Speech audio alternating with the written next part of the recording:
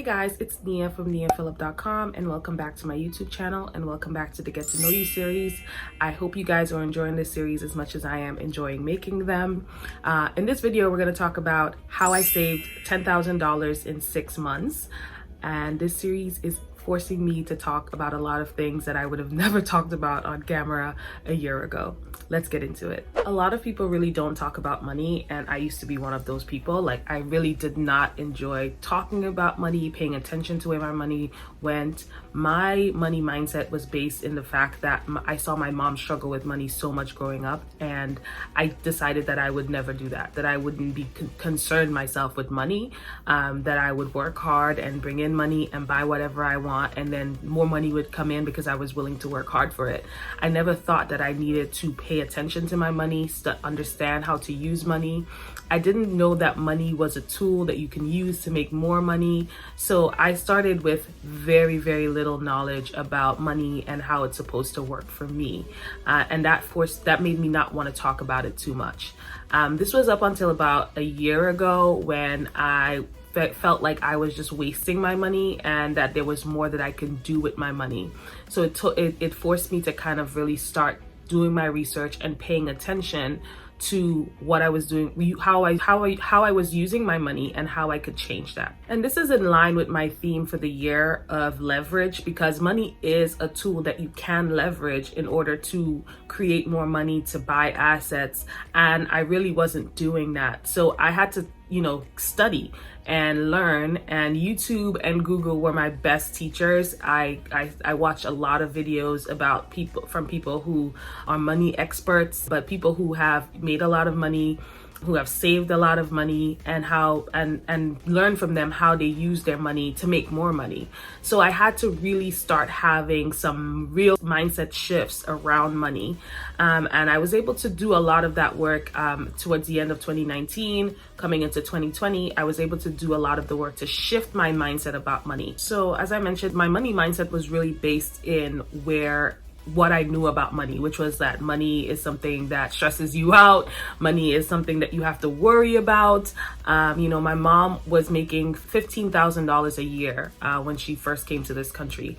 So we obviously struggled around money, and that I didn't realize how much that had shaped my mindset around money. And I didn't realize what a completely different mindset you needed to have in order to effectively use your money. So the first thing that I really, really had to learn was that the only way to really leverage money is to live below your means. And when you grow up struggling with money, living below your means something completely different from when you have access to money and you just force yourself to live on a budget and to live beneath your means. So I know that it's a real trigger that you have to change in your mind, because living below my means is like what I want to get away from, right? Is what I was running away from. I don't want to live below my means. I don't want to struggle. I want to be able to live at my means. So that was a real trigger that I needed to change in my mind. Like, I wasn't living below my means didn't mean that I had to struggle with money. It just means that I was paying close attention to where I spend my money, cutting back where I was unnecessarily spending money, and redirecting that money into my savings account. So I know that's always really a hard one for people to connect with. And it really was for me, because I was running away from living below my means. And now I'm learning that I'm supposed to live below my means, So it was kind of confusing at first to kind of really connect with what that really meant. And I'm blessed enough to not make $15,000 a year. So living below my means something completely different. So I had to really connect those dots and understand that I can live below my means and still live comfortably and not worry about money and not struggle with money, because I'm using it the right way. So that was the first thing that I needed to do. So once I kind of understood what it meant to live below my means, it meant that I needed to look at my expenses and figure out what were necessary expenses, what were unnecessary expenses, cut out all the unnecessary expenses. And the difference between my income and what were my actual expenses, I can start saving, which was a lot of money. Like, after I really, really evaluated what I was spending, where I was spending it, cut out the unnecessary things, and just stuck with my real necessary expenses, And the difference between that and my income, I was able to save a lot of money in a really, really short time. And I think that that's really, really important. I think income, there's usually this debate about how much income impacts what you can save and your financial decisions and, achieving financial freedom. And I do believe that income matters, right? Like if you're making a certain amount of money, like if we were making $15,000 a year, that's very difficult to cut expenses and have money left over to save or to build, to work towards financial freedom. But if you're comfortably enough making enough money where the expenses that you have versus your income, there's a huge difference, then you have a real opportunity to start saving money. And that's why it's important to pay attention to where your money is going, and to pay attention to how, where your money is going and how you can cut back. And I know that always sounds really hard at first. Like, I don't want to cut back. I don't want to. But if you understand that you have a long-term financial goal or you want to achieve financial freedom, you're going to have to start paying attention to your expenses. You're going to have to start paying attention to where your money is going. And I think oftentimes people's biggest expense is where they live. And I lived at home and I was, not paying full rent in New York City, which is a blessing, and I think sometimes there is shame associated with that when you live at home and you still live with your parents after a certain age. But I think if you're able to do it and it doesn't impact you, your health wise or your mental health in any way, then you really should do it for as long as you can. Live at home and, cut down on your expenses and save as much as you can. That's really what I was able to do. The only reason why I was able to save $10,000 in 6 months is because my living expenses are way below my means. And that is really key. Lifestyle inflation, I think it's what it's called, so your lifestyle is, actually right at your income or over your income. So you have to really pay attention to that if you want to be able to save money. And if you're able to, everyone has their own unique financial situation. And obviously another really important piece here is debt, right? I don't have student loans. I don't have a lot of debt. So I don't have a lot of bills to pay down every month. So that's another blessing. If you have a lot of student loans or if you have some debt, like credit card debt and stuff like that, you're probably trying to pay that stuff off. It's going to impact your monthly expenses.